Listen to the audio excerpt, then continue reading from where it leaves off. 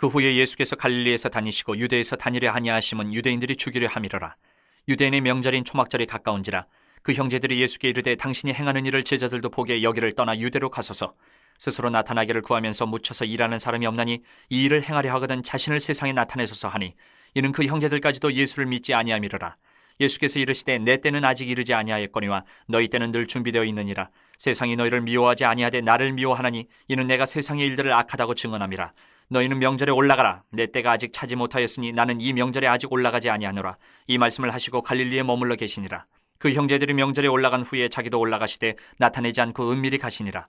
명절 중에 유대인들이 예수를 찾으면서 그가 어디 있느냐 하고 예수에 대하여 무리 중에서 수군거림이 많아 어떤 사람은 좋은 사람이라 하며 어떤 사람은 아니라 무리를 미혹한다 하나 그러나 유대인들을 두려워함으로 드러나게 그에 대하여 말하는 자가 없더라.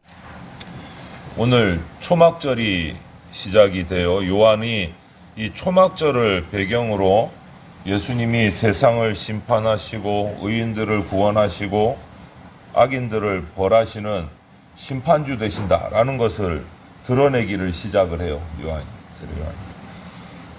그런데 예수님이 심판주로 예루살렘에 오신다 그러면 우리들이 상상하는 모습이 어느 정도 있는데 이 모습이 우리의 상상과는 전혀 다른 모습으로 오신다라는 거예요. 정말 구름을 타고 멋있게 우렁차게 정말 천사들의 호의를 받으면서 정말 누구도 꼼짝 못하게 심판주 앞에 엎드릴 그런 위험 있는 모습으로 오실 거라고 상상을 했는데 이스라엘 사람들은 그 모습은 하나도 없는 거죠. 그 모습. 오늘 보면 1절부터 5절을 보면 예수님이 오히려 당당하게 오시는 게 아니고 유대인들이 죽이려는 그 위협이 있기 때문에 이 위협을 피해서 예루살렘에 계시지 않고 갈릴리에 머물고 계셨어요. 갈릴리에. 한참 떨어져 있어요. 예루살렘하고는. 초막절이 가까워졌다. 1절, 2절에서 말하는데 이 초막절은 이스라엘 백성이 애굽을 탈출해서 가나안 땅에 오기까지 그 광야의 시절을 기억하는 절기이기도 합니다. 그래서 집 안에서 지내지 않고 집 밖으로 나와서 초막을 치고 거기서 일주일 동안 지내면서 그 기억들을 잊지 않기 위해서 기념하는 날인데 그리고 또 하나님 나라가 완성되는 가나안 땅에 들어가기까지 그 어려운 과정들을 기념하는 큰 절기가 초막절이에요.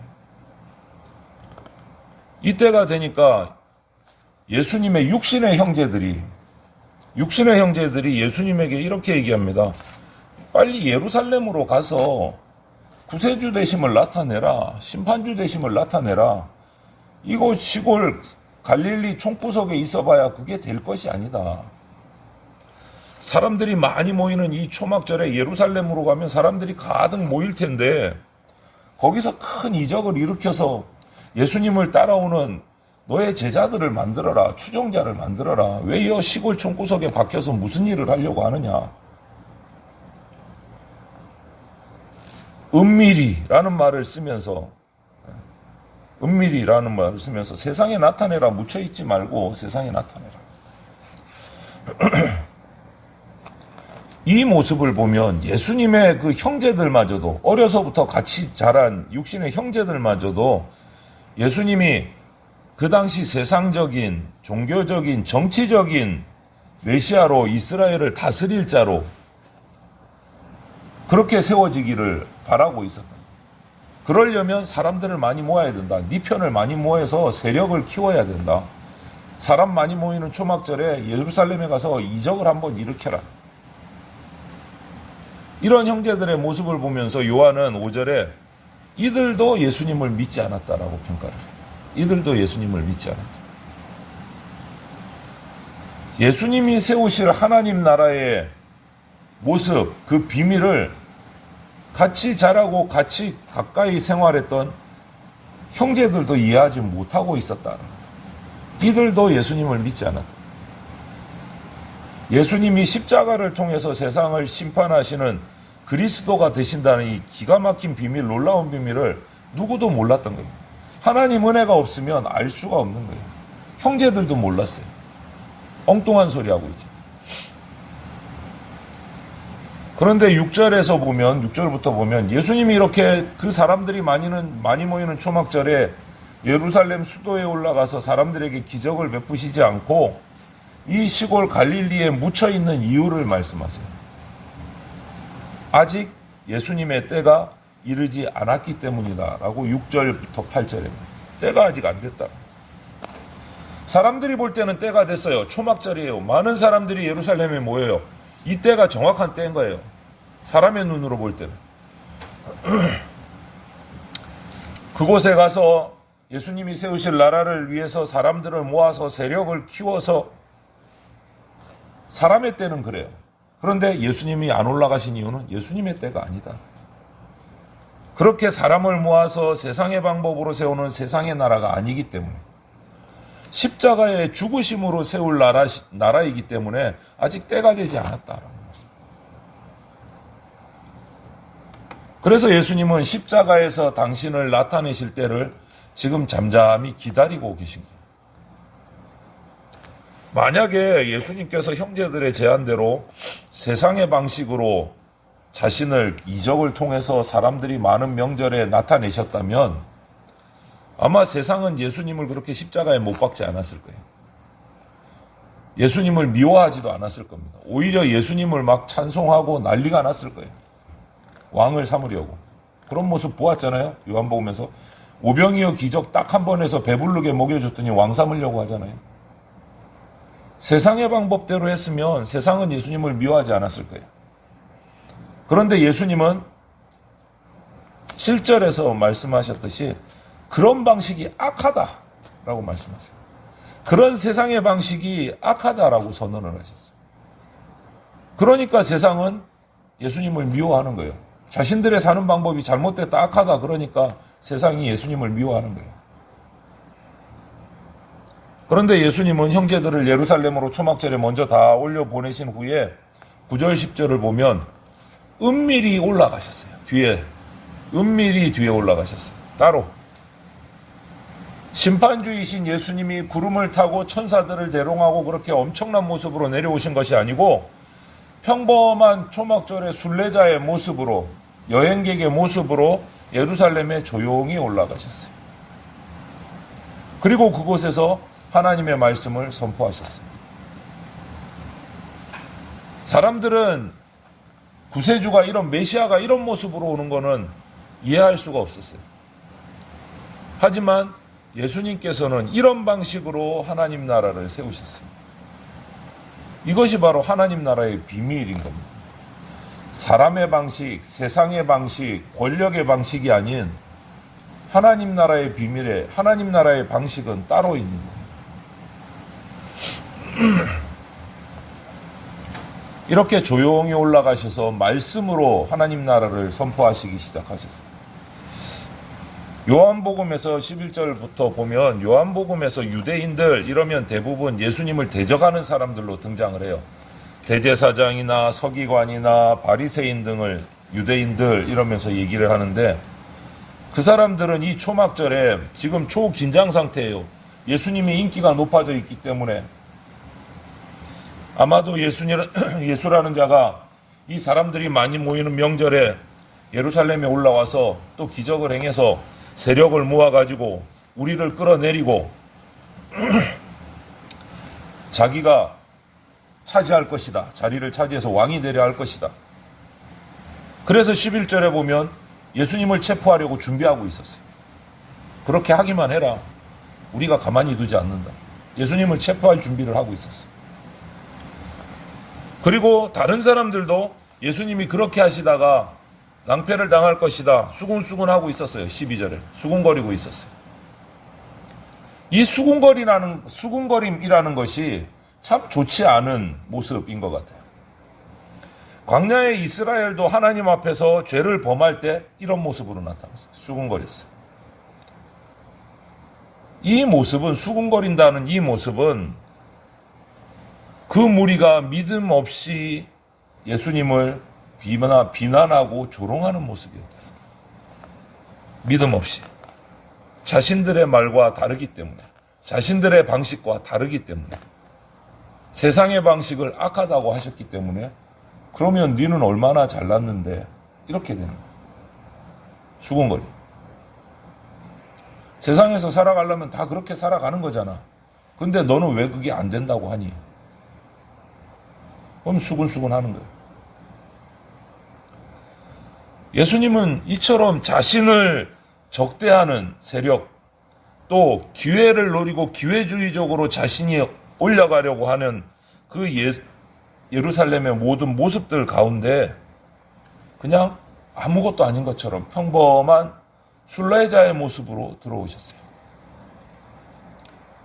그런데 그분이 바로 하나님 나라의 왕이시고 메시아이세요. 예수님과 가장 가까운 형제들도 예수님을 믿지 않았다고 하는데 누구보다 예수님을 잘 아는 그들이 아이러니하게도 예수님을 미워하는 세상 편에 서서 예수님을 죽이는 일에 막 동조를 합니다. 나가서 기적을 일으켜서 세력을 모아라. 그래야 왕이 될 수 있다.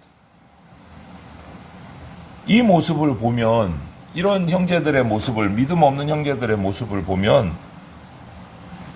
그 전에 예수님을 고발할 빌미를 얻으려고 가늠하다 잡힌 여인을 끌고 와서 예수님 앞에 이 사람 보는 자 현장에서 가늠하다 잡혔습니다.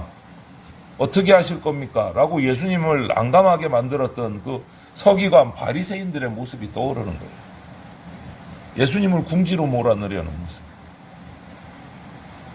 예수님의 형제들도 그들처럼 겉으로는 예수님의 권위를 높여주는 길을 알려주는 것 같지만 결국은 예수님을 죽이려는 세상에 동참하는 모습이죠.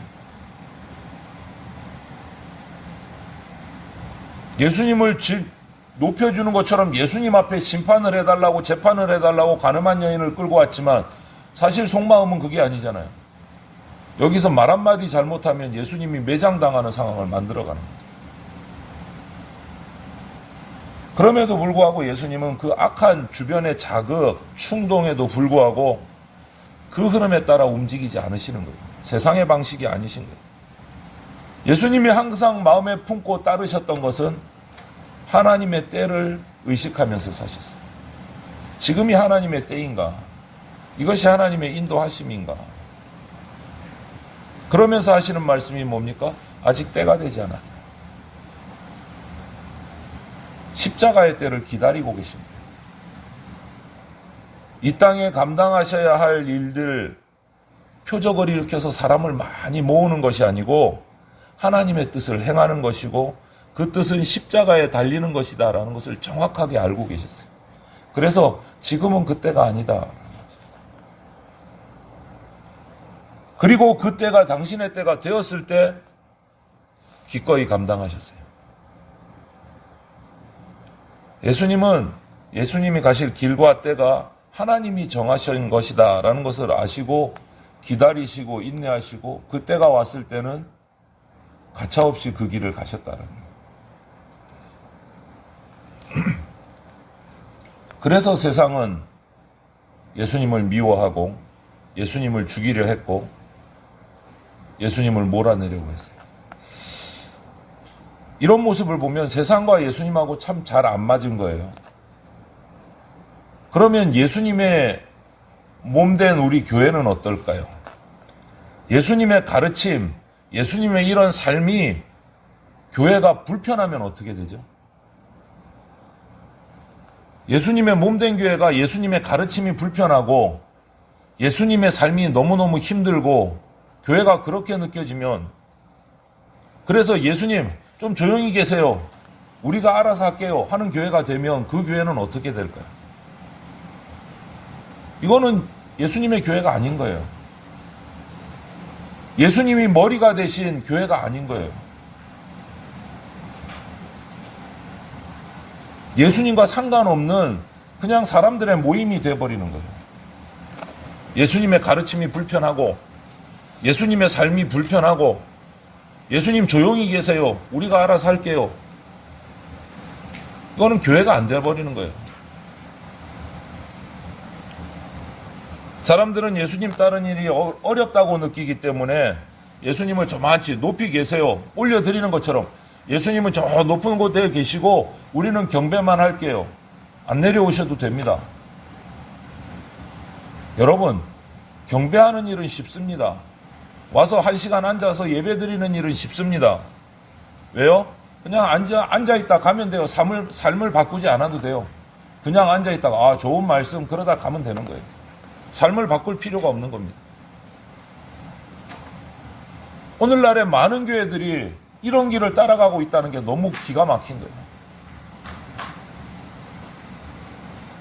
예수님의 삶을 따라가기는 힘들고 싫고, 예수님의 가르침은 교회에서 그 가르침대로 살자니 너무 힘들고 불편하고, 그냥 예배만 드리자. 이래저래 예수님이 외로우신 시대가 돼버린 거예요. 저와 우리 교회 성도들은 예수님을 외롭지 않게 하는 성도가 되어야 됩니다. 하나님 나라의 비밀은 예수님의 모습에서 드러나요. 교회는 하늘나라, 하나님 나라의 맛보기판이에요. 세상에서의 하늘나라의 그림자예요. 그 하늘나라는 예수님으로부터 나타나요. 칼이 아니라 말씀으로 전쟁에서 승리하는 그것이 아니고 십자가에서 승리하는 것으로 하나님 나라는 나타납니다. 이 복음의 비밀을 우리에게 맡겨주셨어요. 우리 교회에게 그 사명을 맡겨주셨어요. 칼로 세상을 정복하고 다스리는 게 아니고 하나님의 진리의 말씀으로 정복하고 다스리라고 우리에게 사명을 주셨어요. 그러면 우리가 할 일은 그 사명을 이루어가는 거예요. 우리 교회가 나갈 길은 그 길을 따라가는 거예요. 하나님 나라의 비밀을 맡은 자로서 그 복음을 가지고 세상을 정복하고 다스리는 그러한 하나님 나라의 비밀을 전하고 그 사역에 동참하는 우리 예수님의 참 제자들이 우리가 되시기를 주님의 이름으로 축원을 드립니다.